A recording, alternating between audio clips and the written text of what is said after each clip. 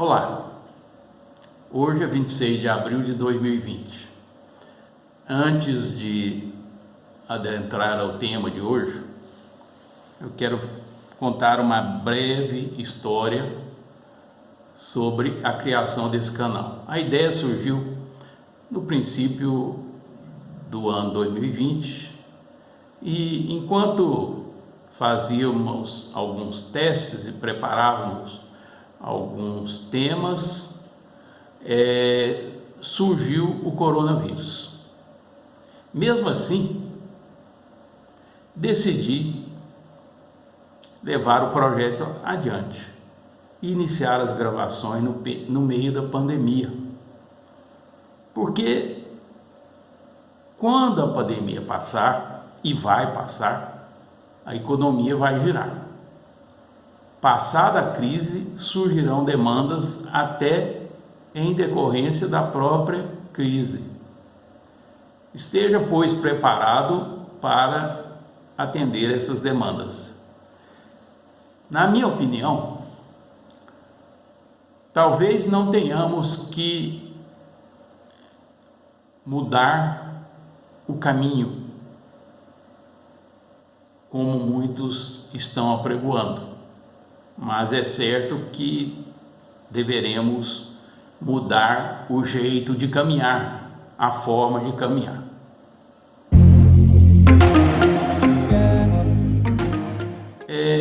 Num vídeo anterior sobre dissolução parcial, eu falei da importância do contrato social, dispor detalhadamente sobre a apuração de haveres no caso da saída de um dos sócios. Falei também que um contrato social, fugindo das cláusulas que eu chamo padronizadas, poderia evitar demandas judiciais, gerando ônus de toda a natureza, tanto para os sócios quanto para a sociedade. Pois bem, seja lá como o contrato social dispuser sobre o assunto, poderão de qualquer forma surgir divergências insuperáveis, levando os sócios à porta do judiciário. As divergências poderão levar um ou mais sócios a impetrar uma ação de dissolução parcial da sociedade prevista no Código de Processo Civil. Esse é o assunto do vídeo de hoje. A ação de dissolução parcial da sociedade, baseada no princípio da preservação da empresa, tem como primeiro objeto a resolução da sociedade em relação a um dos sócios, seja falecido, excluído ou retirante, aquele que não pretende mais permanecer associado. E o segundo objeto é a apuração de haveres propriamente dita. Esses objetos podem ser combinados ou não. A ação pode ter como objeto apenas um deles. É sobre a apuração de haveres e seu pagamento que vou me deter hoje. Essa é a parte que gera mais divergência entre os sócios. Quem pode ajuizar esse tipo de ação? As sociedades simples, as sociedades empresárias e as sociedades anônimas de capital fechado. Após a decisão judicial sobre o primeiro objeto, a dissolução parcial, passa-se ao segundo objeto, que é a liquidação com apuração de haveres.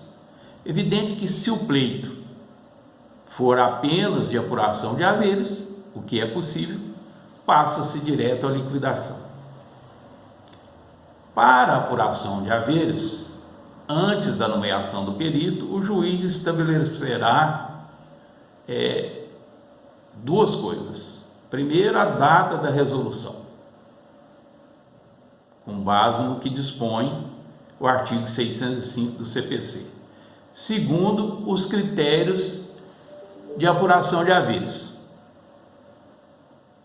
O juiz examinará o contrato social e se ali estiverem contidas regras adequadas para apuração e pagamento dos haveres, o juiz ficará, digamos, preso ao contrato social.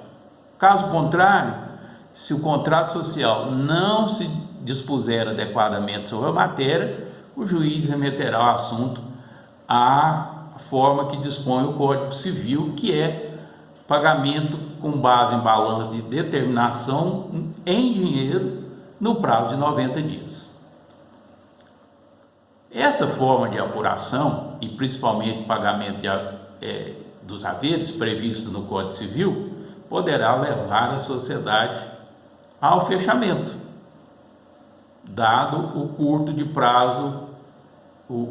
prazo de tempo para pagamento.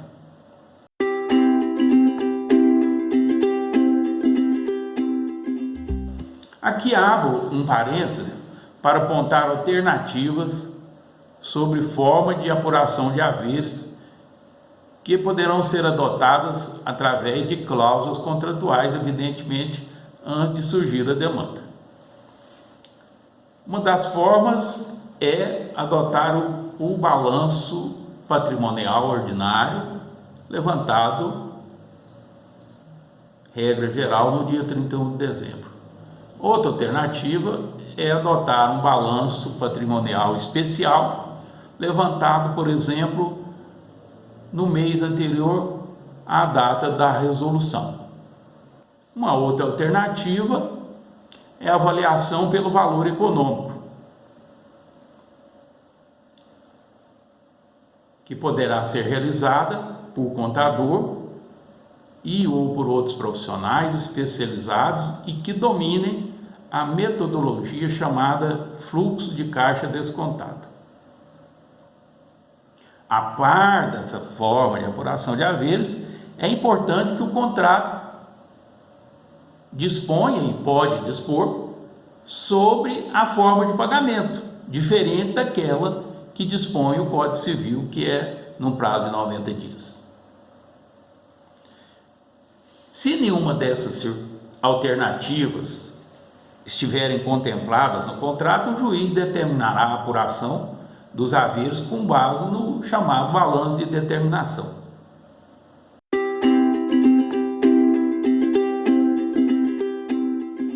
O que é balanço de determinação?